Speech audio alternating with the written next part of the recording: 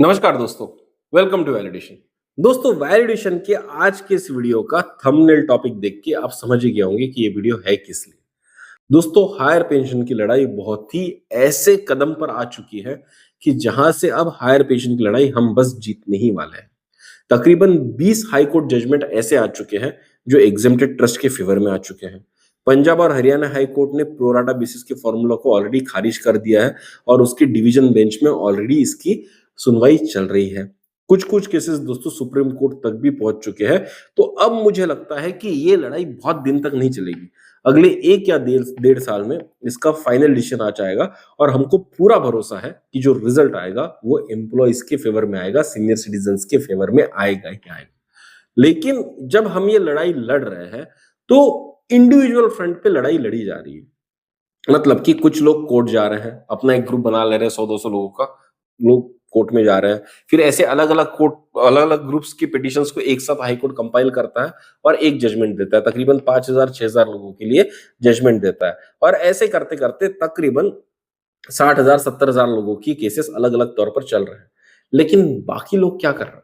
बाकी लोग सिर्फ और सिर्फ राह देख रहे हैं कि कोई ना कोई जजमेंट फेवर में आए। तो दोस्तों, इस तरह से कोई भी लड़ाई नहीं लड़ी जाती। अगर आपको अपना हक चाहिए, अगर आप चाहते हैं कि आपको हायर पेंशन मिले, आपका बुढ़ापा बेहतर तरह से जाए, अभी जो 2000-3000 रुपए की छोटी-सी पेंशन मिल रही है, इसमें किसी का गुज़ारा नहीं हो रहा होगा, मुझे अच्छे से पता है। और ना ही सरकार का इंटेंशन है यहाँ पर मिनिमम पेंशन को 7500 करने का, जबकि वो बिल्कुल कर सकती है। मैंने ऐसे कई वीडियो बनाए जहाँ पर मैंने फैक्चुअल बेसिस पर ये बताया कि 7500 की पेंशन अगर सरकार करना चाहे, तो बिल्कुल कर सकती है। लेकिन फिर भी सरकार का कोई भी इंटेंशन यहाँ पर नहीं दिख रहा है। तो दोस्तों, ऐसे में आप और मैं क्या कर सकते हैं? हम दोस्तों ऐसे में आप और मैं ये कर सकते हैं कि जो लोग कोर्ट की लड़ाई कोर्ट में लड़ रहे हैं, उनको हम सप्लीमेंट कर सकते हैं, उनके साथ अलग तरह से जुड़ सकते हैं। और ये हम किस तरह से जुड़ सकते हैं? हम प्रेशर बनाकर जुड़ सकते हैं। दोस्तों, डेमोक्रेसी में जब तक किसी मुद्दे पर प्रेशर नहीं बनता, तब तक सरकार उसके ऊपर कोई भी एक्शन नहीं लेती। ये बिल्कुल जगमान्य प्रिंसिपल है कि सरकार काम तभी करेगी जब सरकार को प्रेशर बनेगा और सरकार को प्रेशर कैसे बनेगा जब लोग आवाज उठाना शुरू करेंगे। अभी रिसेंटली हमने जेनजी का प्रोटेस्ट दिल्ली में देखा था कि कॉकरोच जनता पार्टी ने एक प्रोटेस्ट को लीड किया और कुछ डिमांड उनकी थी जिसमें से बेहतरीन डिमांड्स उनकी मान ली गई है। एक मिनिस्टर को रिजाइन भी कर देना पड़ा। अब ये प्रोटेस्ट सही था गलत था ये बहुत दूसरी बात है, पर उन्होंने ये बात प्रूव कर दी कि आज के जमाने में भी, आज के इस ऑनलाइन जमाने में भी जब प्रेशर बनता है तो सरकार को झुकना पड़ता है, सरकार को लोगों की बात माननी पड़ती है, उनके वेलफेयर के लिए काम करना पड़ता है। और दोस्तों, इसीलिए आज का ये वीडियो बहुत इंपॉर्टेंट बन रहा है क्योंकि कुछ लोग तो कोर्ट में जाके अपना काम कर रहे हैं और बाकी हम सब लोग घर में बैठ के तमाशा देख रहे हैं। मैं बिल्कुल तमाशा वर्ड ही यूज करूंगा क्योंकि हम इस तमाशे को ही देख रहे हैं कि कहीं कुछ आ जाएगा और आस लगा के बैठे हैं कि हमको फायदा होगा। तो दोस्तों, ऐसा फायदा नहीं होगा। इसीलिए दोस्तों, आज मैं आपको यहाँ पर प्रतिभागी बनाना चाहता हूँ। मैं आप चाहता हूँ कि आप हमारे भागीदार बने इस लड़ाई में जो हायर पेंशन के लिए हमने छेड़ रखी है।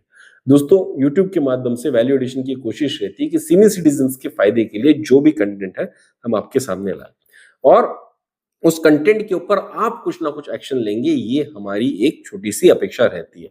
और उसके लिए लगने वाले फॉर्मेट्स या कंटेंट पूरा का पूरा दोस्तों हम आपको वर्ड फॉर्मेट में, पीडीएफ फॉर्मेट में दे देते हैं।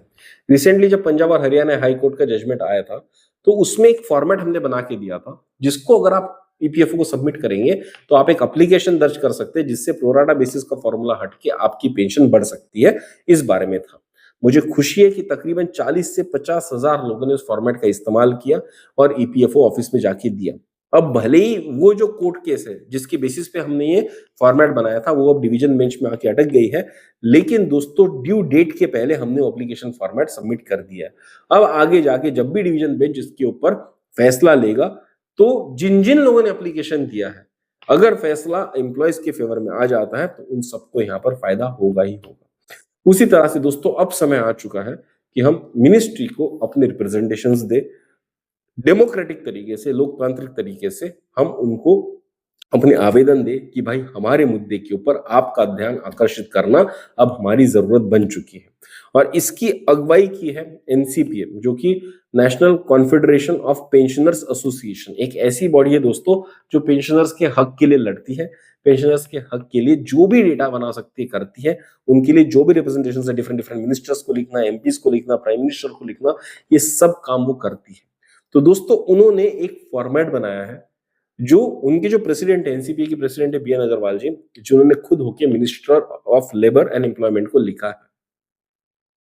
दोस्तों वो पत्र आज मैं आपके साथ शेयर करना चाहता हूं, और अगर आप भी वैसा ही पत्र ईमेल के तौर पर अगर लिखना चाहते हैं तो दोस्तों उसका एक ब्लैंक फॉर्मेट भी इस वीडियो के एंड में मैंने आपको दे दिया है, इस वीडियो के डिस्क्रिप्शन बॉक्स में दिया होगा। आपको कुछ नहीं करना है, उस फॉर्मेट को उठाना है, उसको कॉपी करना है और कॉपी करके अपने ईमेल से minister of labour and employment को अगर आप भेजना चाहे तो भेजिए। मैं कोई जबरदस्ती नहीं करूंगा आपके ऊपर, लेकिन अगर आप अपने हक के लिए कोई रिप्रेजेंटेशन देना चाहते हैं तो आप दे सकते हैं। डिटेल्स आपको यहाँ पर दे दिए हैं, फॉर्मेट हम आपको दे रहे हैं, अगर आप देना चाहते हैं तो आप दीजिए। और ये फॉर्मेट हम आपको इसलिए दे रहे हैं क्योंकि बहुत सारे मुद्दे हैं जो आप कंपाइल नहीं कर पाएंगे, जो हमने बहुत सही तरह से कंपाइल करके आपको दिए हैं। तो मेरी आपसे गुजारिश होगी कि EPFO minister of labour and employment के अंडर आता है, और जब हम हमारे रिप्रेजेंटेशन उनको देंगे तो एक प्रेशर बनेगा। और दोस्तों हमारा आज का टारगेट रहेगा 1 लाख निवेदन। 1 लाख लोग जब अपनी आवाज उठाएंगे और अपनी विनती मिनिस्टर को बताएंगे, तो मिनिस्टर है किसके लिए? मिनिस्टर है आपके और हमारे सेवा के लिए ही तो बने हुए हैं, है कि नहीं? डेमोक्रेसी है ना, डेमोक्रेसी में हमने उनको चुन के दिया ना, तो हमारे मुद्दों पे काम करने के लिए तो बने हैं। लेकिन वो कब काम कर सकते हैं? जब उनके कान पे कोई हमारी विनती पड़ेगी। और वो विनती कैसी पड़ेगी? जब हम ईमेल से उनको भेजेंगे। और दोस्तों वही इस वीडियो का आज का सार है। तो पहले तो दोस्तों मैं आपको लेटर पढ़ के बताऊंगा जो बीएन अग्रवाल जी ने भेजा है, और उसके बाद दोस्तों अगर आप उसको भेजना चाहें तो उसका फॉर्मेट भी मैंने आपको दे दिया है, वो आप देख सकते हैं। तो दोस्तों आइए सबसे पहले देखते हैं कि क्या लेटर बीएन अग्रवाल जी ने लिखा और क्या उनके मुद्दे सही है या गलत है। तो चलिए दोस्तों शुरू करते हैं हमारा आज का video.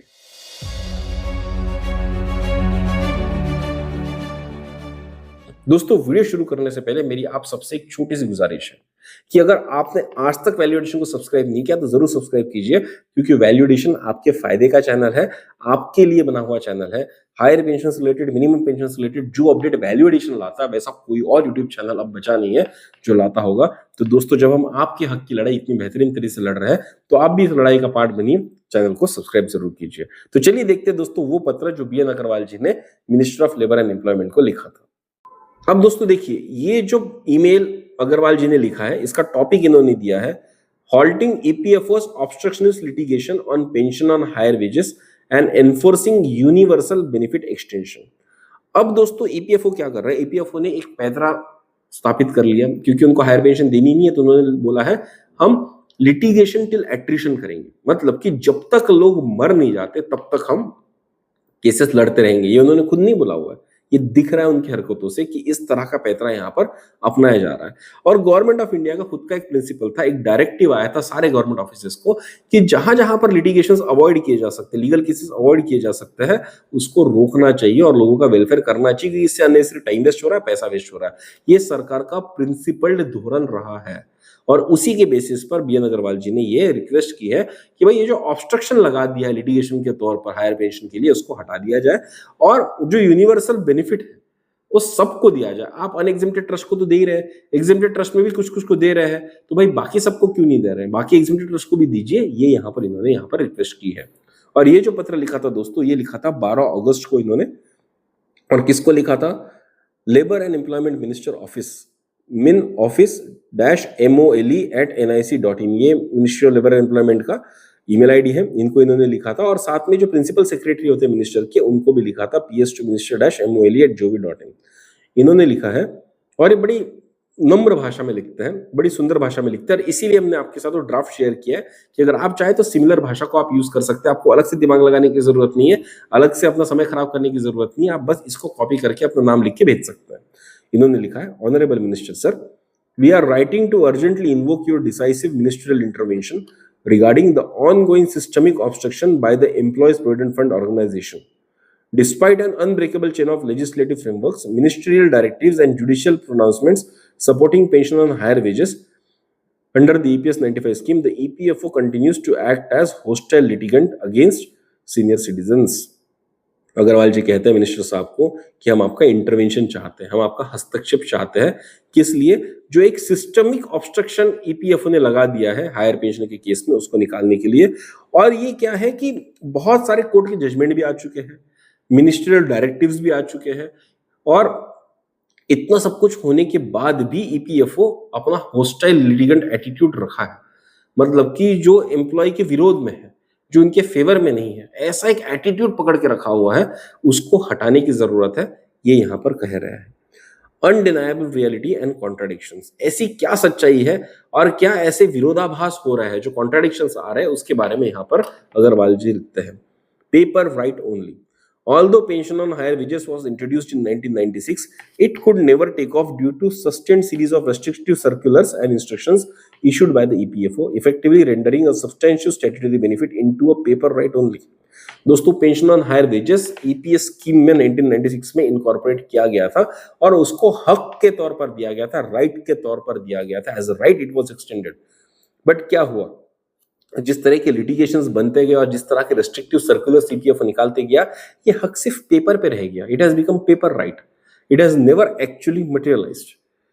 Parliamentary admission, the Ministry of Labour and Employment officially admitted in Parliament on 10/8/2026 that 1,49,806 revised PPOs have already been successfully issued for pension on higher wages without pleading any financial hardship to EPFO. Parliament में ministry of labour and employment ने ये parliament को information दी थी। कब दी थी? 10 अगस्त को दी थी कि 1,49,806 रिवाइज पीपीओज जिनकी हायर पेंशन स्टार्ट कर दी गई है, ये शुरू कर दिए गए हैं, डिस्पर्स कर दिए गए हैं, और इससे ईपीएफओ को कोई फाइनेंशियल हार्डशिप नहीं हो रही है। ये ministry of labour and employment का ऑफिशियल रिप्लाई है पार्लियामेंट को कि हायर पेंशन दी जा रही है 1.5 लाख लोगों को और उससे कोई भी ऑफिशियल फाइनेंशियल हार्डशिप नहीं हो रही है ईपीएफओ को। ये इन्होंने फैक्ट यहां पर रखा है। Supreme court affirmation, the Honorable Supreme Court firmly upheld pension on higher wages in R.C. Gupta case and reaffirmed it specifically for exempted establishments in Sunil Kumar case. सिर्फ स्कीम में नहीं लिखा है, सुप्रीम कोर्ट ने भी 2 अलग अलग cases में 2016 में और 2022 में आरसी गुप्ता केस और सुनील कुमार केस में इस हक को माना है कि पेंशन ऑन हायर वेजेस हक बनता है एम्प्लॉयज का और वो उनको मिलना चाहिए।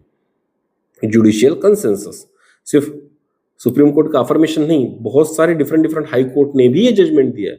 Honourable high courts across the nation including Madras, Himachal Pradesh, Calcutta, Telangana, Allahabad, Bombay, Karnataka, Andhra Pradesh, Punjab and Haryana and Chhattisgarh 1, 2, 3, 4, 5, 6, 7, 8, 9 और 10 हाई कोर्ट के टोटल 20 जजमेंट है दोस्तों।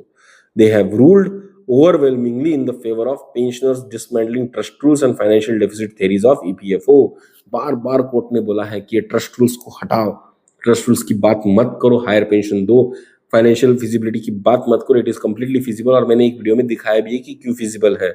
तो दोस्तों बार बार जुडिशियल कंसेंसस यहाँ पर बन रहा है। MOLE's own assessment, MOLE issued a strong official directive on May 31, 2023 to EPFO, categorically terming the ongoing turmoil as the EPFO's own miscreation and mismanagement. Ministry of labour and employment ने खुद एक 31 मई 2023 को एक डायरेक्टिव इशू किया था EPFO को, जहां पर उन्होंने बताया था कि ये जो भी खिचड़ी पक रही है, ये जो भी बवाल यहाँ पर हायर पेंशन का बना हुआ है, ये ईपीएफओ का खुद का मिसक्रिएशन है, खुद का मिसमैनेजमेंट है।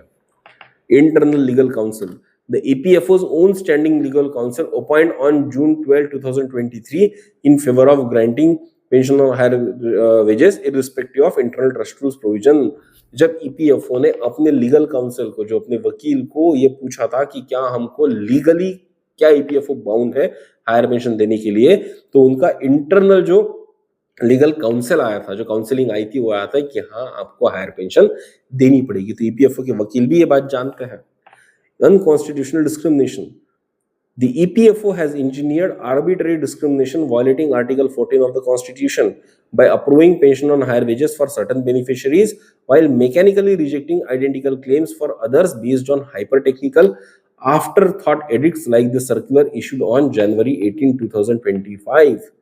दोस्तों आर्टिकल 14 जो है कॉन्स्टिट्यूशन का, आर्टिकल 14 वो राइट टू इक्वालिटी देता है और सबको इक्वली ट्रीट करने की बात करता है। लेकिन 18 जनवरी 2025 का जो सर्कुलर आया था वहां पर लिखा गया था कि अनएग्जेम्प्टेड ट्रस्ट में अगर कोई ऐसी ऑर्गेनाइजेशन है जिसकी ट्रस्ट सीलिंग के ऊपर जाके कंट्रीब्यूट करने से मना करती है तो उनको हायर पेंशन ना दी जाए। और इससे क्या हो गया, क्लास विद इन क्लास बन गया। एग्जेम्प्टेड ट्रस्ट में ही दो क्लास बन गए, कुछ ऐसे ट्रस्ट जिनके ट्रस्ट अलाउ करते हैं और कुछ ऐसे ट्रस्ट जिनके ट्रस्ट अलाउ नहीं करते, और इसलिए इक्वालिटी का प्रिंसिपल यहाँ पर वायलेट किया जाता है, अनइक्वल ट्रीटमेंट दी जा रही है और ये अनकॉन्स्टिट्यूशनल डिस्क्रिमिनेशन है। Subversion of governance, dragging vulnerable senior citizens through endless and vexatious appeals directly subverts the government's progressive vision of सबका साथ सबका विकास, ease of living and minimum government maximum governance, as also in direct violation of national litigation policy। इसकी बार बार Modi ji TV पर आकर कहते हैं सबका साथ सबका विकास, minimum government, maximum governance, ease of living, ease of doing business, everything सरकार बोलती जा रही है। तो सरकार का तो हेतु है लोगों की जिंदगी आसान करने का, लेकिन क्या ईपीएफओ वहां पर साथ दे रहा है? नहीं दे रहा है। और वही यहां पर इन्होंने बताया कि जो गवर्नेंस के डायरेक्टिव सरकार से आ रहे हैं उसको भी सबवर्ट किया जा रहा है, उसकी भी अवहेलना की जा रही है। यहां पर flawed litigation and avoidable agony, the continued filing of appeals against clear judicial precedents represents a flawed litigation posture that inflicts avoidable mental agony, financial ruin and premature mortality on elderly beneficiaries who depend entirely on their pensioners for sustenance। बार बार ऐसे cases दर्ज किए जा रहे हैं जिसके ऊपर already different high courts ने judgement दे दिया। एक ही मुद्दा, ट्रस्ट रूल्स का, एग्जेम्प्टेड ट्रस्ट का, प्रो राटा का, जिसके ऊपर भटेरे हाई कोर्ट्स ने यहाँ पर जजमेंट दे दिया। तकरीबन 10 से ज्यादा का नाम तो मैंने आपको गिन के दिया है, उन्होंने जजमेंट दे दीजिए। तो बार बार आप सिमिलर केस क्यों लड़ रहे हो? क्यों अलग अलग ऑर्गेनाइजेशंस को अलग अलग तरीके से आप यहाँ पर परेशान कर रहे हो? और इससे हो क्या रहा है? लोग मर जा रहे हैं, लोगों को हायर पेंशन स्टार्ट नहीं हो रही, लोग गरीबी में रह रहे हैं, लोगों की ईज ऑफ लिविंग तो है ही नहीं, मैक्सिमम गवर्नेंस तो लोगों को मिल ही नहीं रहा है। मोदी जी का जो विजन है वो नीचे परकोलेट ही नहीं हो रहा, क्योंकि जब तक अफसर लोग उसको परकोलेट नहीं होने देंगे तो मोदी जी अकेले क्या कर लेगी, सरकार अकेली क्या कर लेगी? फिर कुछ नेता 5 साल के लिए चुनकर आते हैं, लेकिन ऑफिसर्स परमानेंट रहते हैं। तो जो परमानेंट एडमिनिस्ट्रेशन है, अगर वो एग्नोस्टिक है, अगर वो भाव ही नहीं देना चाहती लोगों की डिमांड को, तो कैसे होगा? और इसीलिए ऐसे पत्र लिखने पड़ रहे हैं। और इसीलिए हम सबको लिखना चाहिए कि भाई जिन रिप्रेजेंटेटिव्स को हमने चुन के दिया उनको ये डिसीजन लेना चाहिए, ना कि वो अफसर जो एडमिनिस्ट्रेटर बन के यूपीएससी की एग्जाम देके क्रैक करके वहां पर बैठे हुए हैं। उनको तनख्वाह मिलती है वो विशेष फुलफिल करने के लिए जो मिनिस्टर चाहते हैं, और मिनिस्टर चुने जाते हैं वो विशेष फुलफिल करने के लिए जो जनता चाहती है। दिस इज व्हाट डेमोक्रेसी और लोकतंत्र इज ऑल अबाउट। और जब ऐसा हो रहा है तो फिर ऐसे फ्लॉड लिटिगेशंस क्यों है? अवॉइडेबल एगोनी है, लोगों का ये दर्द कम किया जा सकता है अगर सरकार चाहे तो। और इसीलिए इस तरह के पत्र लिखना बहुत जरूरी हो जाता है दोस्तों, और आप सबको भी ऐसे पत्र लिखने चाहिए। हमारे मिनिस्टर से तो हमको बात करनी चाहिए, हमारे दिल की बात रखनी चाहिए। लोकतंत्र हमको इस बात का हक देता है और इस हक देने में कोई बुराई नहीं है, ये हक को यूटिलाइज करने में कोई बुराई नहीं है। बस आपको अपना ईमेल आईडी खोलना है। ईमेल आईडी मैंने यहाँ पर आपको दिखाई दिया है इस वीडियो में, उसको यूज करना है और मिनिस्टर साहब को इसका जो मैंने फॉर्मेट आपको दिया है इस वीडियो में, जो बीएन अग्रवाल जी ने हमको बना कर दिया है, उसको उठाना है और मिनिस्टर को भेज देना है। बस अपनी प्रेयर साथ में रखनी है। बीएन अग्रवाल जी आगे कहते हैं, binding mandate on departmental equality in a landmark judgment dated 9/12/2024 in Lieutenant Colonel Suprita Chandel versus Union of India and others, the Honorable Court categorically directed that once a citizen aggrieved by an action of a government department approaches the court and obtains a declaration of law in his or favor, all other similarly placed persons must be extended the same benefit without compelling each one to separately approach the court. The EPFO's targeted resistance flagrantly defies this binding mandate। अब देखिए, supreme court ने या court ने यहाँ पर एक judgement दिया था लेफ्टिनेंट कर्नल सुप्रीता चंडेल के केस में, जहां पर सुप्रीम कोर्ट ने क्लियरली कहा था कि अगर एक सिटीजन गवर्नमेंट डिपार्टमेंट के एक्शन से प्रताड़ित है, एग्रीव्ड है, तो अगर वो कोर्ट को जाती है और कोर्ट में जाने के बाद उनके फेवर में एक डिसीजन आ जाता है, तो फिर उसी तरह की सिचुएशन में फंसे हुए जितने भी बाकी लोग हैं उनको सेपरेटली कोर्ट को अप्रोच करने की जरूरत नहीं है। वो पॉलिसी सबके लिए यूनिवर्सल तौर पर बन जानी चाहिए। और ईपीएफओ क्या कर रहा है? कुछ लोग जो हाई कोर्ट में जीत गए उनको पेंशन दे देता है, बाकी लोगों को नहीं देता है। फिर दूसरे लोग जाते हैं उनको दे देता है, बाकी लोगों को नहीं देता है। तो भाई जब एक ही चीज पे 10 हाई कोर्ट ने 20 जजमेंट में अलग अलग तौर से जजमेंट्स दे दिए, तो फिर यूनिवर्सली उसको क्यों नहीं आप लगा रहे हो? और ये सुप्रीम कोर्ट का बाइंडिंग मैंडेट है ऑन डिपार्टमेंटल इक्विलिटी। कोई मजाक नहीं चल रहा है यहाँ पर, कोई मनगढ़ंत कहानियां नहीं कह रहे, हम तो विद रेफरेंस दे रहे हैं। ईपीएफओ चाहे, मिनिस्टर चाहे तो इसको बिल्कुल वेरीफाई कर ले कि हम जो कह रहे हैं क्या वो लॉ से संगत है कि नहीं है, लीगली संगत है कि नहीं है। बिल्कुल, तो इस पे ध्यान देने की जरूरत है। और जो प्रेयर यहाँ पर की है उन्होंने की है कि भाई मिनिस्टर से हम प्रार्थना करते हैं, with veteran builders of India's industrial backbone passing away every month empty handed, we urgently implore your decisive leadership to end this systemic apathy. We pray that your esteemed office issues immediate and binding directives too. ये बोल रहे हैं कि भाई जिन लोगों ने अपना खून पसीना बहाकर इस देश की इकोनॉमी को, अर्थव्यवस्था को आगे लाया था, वो बिना किसी बेनिफिट के धीरे धीरे मरते जा रहे हैं। और आगे जाकर ऐसा ना हो, इतनी अपैथी ना हो, इतना क्या बोलते हैं उसको, करुणा दिखाने की जरूरत है ऐसे लोगों के लिए जिन्होंने अपनी जिंदगी लगा दी, टैक्स भरा, इकोनॉमी को बिल्टअप किया, और उनके लिए एक स्कीम बनाई थी सरकार ने। और जब उस स्कीम के अगेंस्ट में वो लोग हक मांग रहे हैं तो उनको हक नहीं मिल रहा। तो इसीलिए मिनिस्टर्स को कुछ एक्शन लेने की जरूरत है। और क्या है? Scrap the obstructionist edict, instantly withdraw restrictive circulars including the one dated January 18, 2025 and put a permanent halt to the mechanical and unlawful rejection of joint options. बोल रहे हैं कि जो सर्कुलर रेस्ट्रिक्टिव सर्कुलर्स है, जो अन्यायकारक सर्कुलर हमारे point of view से हमको लग रहा है, उसको हटा दिया जाए। और ये जो अनलॉफुल रिजेक्शंस किए जा रहे जॉइंट ऑप्शंस के, हायर पेंशन के फॉर्म के, उसको हटा दिया जाए। दूसरा बोल रहे हैं enforce judicial mandates, command EPFO to unconditionally comply with the mandates of apex court and high courts, ensuring time bound settlement of all pension higher pending higher pension claims without reference to trust rules. Supreme court की जो judgement है, high court की judgement है, उसको तुरंत में implement कर दिया जाए और सबको हायर पेंशन दी जाए बिना किसी डिले के। Block frivolous appeals, put an immediate and total stop to state sponsored litigation against senior citizens, forcing the EPFO to finally act as a responsible and compassionate welfare body rather than a habitual litigant. EPFO ने ये आदत बना ली है। क्या बना ली है कि अगर जज का जजमेंट, किसी भी हाईकोर्ट का जजमेंट अगर किसी एम्प्लॉय के फेवर में आता है तो उसको अपील कर देने का। क्यों कर रहे हो यार? 20-20 जजमेंट आ गए, अननेसेसरी लिटिगेशन सरकार के खर्चे से हो रही है। और पता है इसका मतलब क्या बनता है? सरकार सीनियर सिटीजन्स के खिलाफ ही लड़ते जा रही है। कुछ भी हो जाए, एन के एन प्रकार सरकार सिटीजन्स के खिलाफ लड़ते जा रही है। ऐसी भावना लोगों के मन में पैदा हो रही है जो नहीं होनी चाहिए। सरकार बहुत अच्छे अच्छे काम कर रही है और उसको अप्रिशिएट करना चाहिए। और ये ऐसी छोटी छोटी लिटिगेशन जो बार बार अपील की जाती है ना, तो लोगों का मन खट्टा हो जाता है। तो क्यों सरकार अपना मन खट्टा कर रही है? और सरकार को तो पता भी नहीं होगा कि ईपीएफओ ऐसा कर रहा है। और अगर नहीं पता है तो इसीलिए हमें पत्र लिख रहे हैं कि सरकार को पता चले कि ईपीएफओ क्या कर रहा है। एक हैबिचुअल लिटिगेंट बन गया है, उसको हटाओ। खेल मतलब एक खेल बन गया है, कोर्ट में जाओ अपील करो, कोर्ट में जाओ अपील करो। ऐसा क्यों होना चाहिए भाई? तुम एक सरकारी डिपार्टमेंट हो जो सोशल वेलफेयर के लिए बना है, वेलफेयर करो ना। कोर्ट के जजमेंट तो आ गए, 10 बार केस में जाने से कोई मुद्दा बदल थोड़ी जाएगा। पहले भी हायर पेंशन की केस सुप्रीम कोर्ट में 2 बार हार चुके, 2016 और 2022 में। बार बार जाने से फर्क थोड़ी पड़ेगा। हो सकता है कि कोर्ट आपको कंटेम्प्ट ही दे दे, उससे क्या ही फायदा होगा। We sincerely request you to honor the judiciary's verdict, uphold the dignity of India's elderly workforce, and restore unshakable faith in our state-backed social security system. यहाँ पर फाइनल रिक्वेस्ट ये की गई है कि जो जुडिशियल वर्डिक्ट्स आए हुए उसको अपहोल्ड किया जाए। इस देश की एल्डरली वर्कफोर्स की जो डिग्निटी है, जो उनकी इज्जत है, उसको अपहोल्ड किया जाए। और दोस्तों, जो अनशेकेबल फेथ था हमारा स्टेट की, हमारी इस देश की सोशल सिक्योरिटी सिस्टम में, उसको रिस्टोर किया जाए। ये रिक्वेस्ट बी एन अग्रवाल जी ने यहाँ पर किया है और उन्होंने अपना नाम इस तरह से लिख कर दिया है। अब दोस्तों, बी एन अग्रवाल जी ने बहुत अच्छा काम किया है कि ये जो पत्र है, ये जो ईमेल लिखा है, इसका फॉर्मेट हमको दे दिया, जिसकी वर्ड कॉपी आपको इस वीडियो के डिस्क्रिप्शन बॉक्स में मिल जाएगी। आपको सेम चीज कॉपी करनी है और आपको सिर्फ अपना यहाँ पर नाम बदलना है। और अगर आप चाहें तो मिनिस्टर को अपने अकाउंट से ये ईमेल लिख सकते हैं। और दोस्तों, इससे मैं जानता हूं कि minister of labour and employment का अकाउंट जो है थोड़ा सा फ्लड होगा, लेकिन वो अकाउंट बनाई इसलिए है कि वो आपकी और मेरी गुजारिश को सुने, हमारी विनती को सुने। मिनिस्टर जो होते हैं एक पब्लिक रिप्रेजेंटेटिव होते हैं, वो एक एमपी है, एक पब्लिक रिप्रेजेंटेटिव है, और उनका काम है इस देश की जनता का आवाज सुनना, और हमारा काम है हमारा आवाज उनके सामने रखना।